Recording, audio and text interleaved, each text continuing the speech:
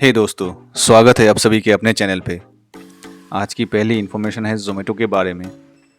आप सभी को तो पता ही होगा ज़ोमैटो के बारे में, जिसे ऑनलाइन खाना मंगवाया जाता है। अभी रिसेंटली ज़ोमैटो का एक नया और यूनिक स्कैम सामने आया है। हाल ही में विनय साटी नाम के एक एंटरप्रेन्योर है, उन्होंने अपना बैड एक्सपीरियंस शेयर किया है लिंक्डइन पे। उन्होंने ऑनलाइन पेमेंट करके ज़ोमैटो से बर्गर्स ऑर्डर किया था बर्गर किंग से, और जब 30-40 मिनट बाद डिलीवरी बॉय आया तो पैकेज देते समय बिना पूछे उस डिलीवरी बॉय ने उनसे कहा कि नेक्स्ट टाइम आप जब भी 700 या 800 रुपये का खाना ऑर्डर करोगे तो ऑनलाइन पेमेंट मत करना, बल्कि कैश ऑन डिलीवरी यानी COD करना, और वही खाना आपको 200 में पड़ेगा। डिलीवरी बॉय ने उनसे कहा कि मैं ज़ोमैटो को शो करवा दूंगा कि आपने ऑर्डर नहीं लिया, लेकिन मैं खाना आपको ही दूंगा और आप बस मुझे 200-300 रुपये दे देना और 1000 रुपये के खाने के मज़े लेना। विनय साटी को ये स्कैम सुनते ही उनके होश उड़ गए और उन्होंने ये पूरी घटना लिंक्डइन पे शेयर कर दिया और ज़ोमैटो के फाउंडर दीपेंद्र गोयल को टैग करते हुए कहा कि अब आप ये मत कहना कि इस स्कैम के बारे में आपको पता नहीं है, और अगर आपको ये सब पता है और सॉल्व नहीं कर पा रहे हो तो आपके IIM के लोग क्या कर रहे हैं।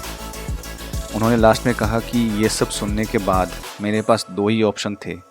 पहला, या तो मैं इस ऑफ़र को ले लेता और एंजॉय करता, और दूसरा, या मैं इस स्कैंडल का भांडा फोड़ देता।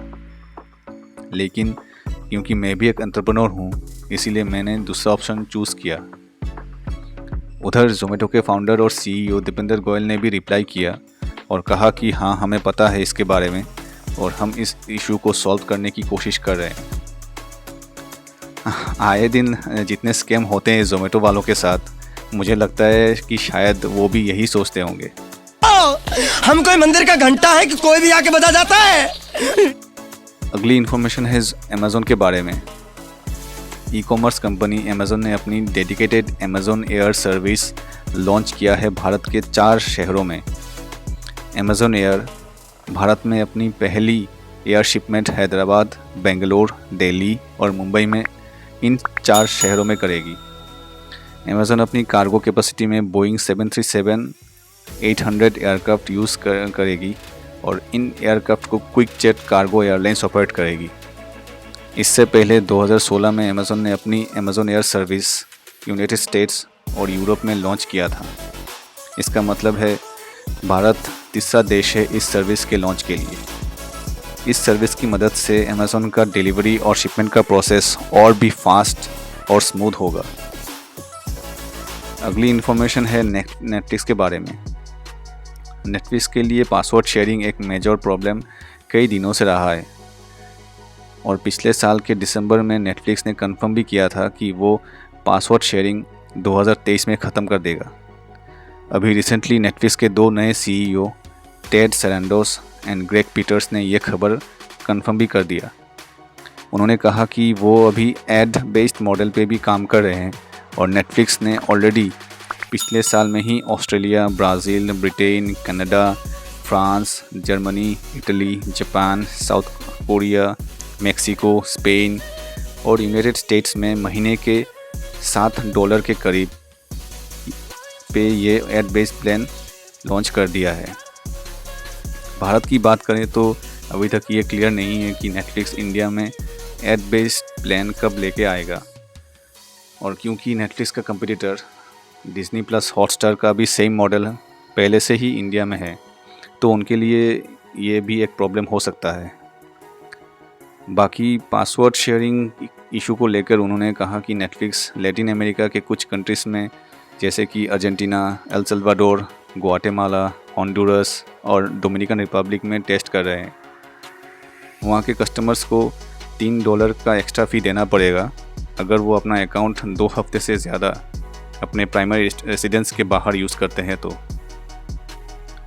अभी तक उन्होंने ऐसा कुछ नहीं कहा कि यह मॉडल बाकी कंट्रीज़ में कब शुरू होगा, लेकिन लग रहा है कि इसी साल होने का प्लान है। अगली और आखिरी इन्फॉर्मेशन है अंडमान और निकोबार के बारे में। अंडमान और निकोबार में पहली बार हमारा प्यारा तिरंगा फहराया जाएगा और साथ ही आज़ाद भारत सरकार का गठन भी होगा। 23 जनवरी को सुभाष चंद्र बोस जी की जयंती के शुभ अवसर पर प्राइम मिनिस्टर नरेंद्र मोदी जी ने वर्चुअल प्रोग्राम के जरिए कहा कि पूरा देश इस दिन को पराक्रम दिवस के रूप में मनाता है और इसी खुशी के अवसर पर अंडमान और निकोबार के 21 आइलैंड का नामकरण किया जाएगा परमवीर चक्र पुरस्कार विजेताओं के नाम से।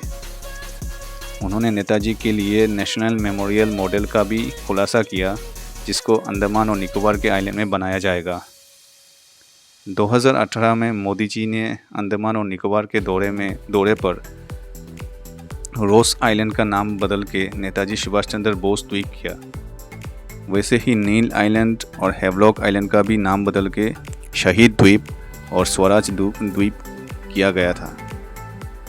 अंडमान और निकोबार के आइलैंड के नाम इन सब परमवीर चक्र पुरस्कार विजेताओं के नाम से रखा जाएगा जो अभी आपके स्क्रीन पे देख पा रहे हैं। तो अभी के लिए बस इतना ही, मिलते हैं अगली वीडियो पे। और अगर आपने वीडियो यहाँ तक देख चुके हो तो वीडियो लाइक और चैनल को सब्सक्राइब कर देना। धन्यवाद।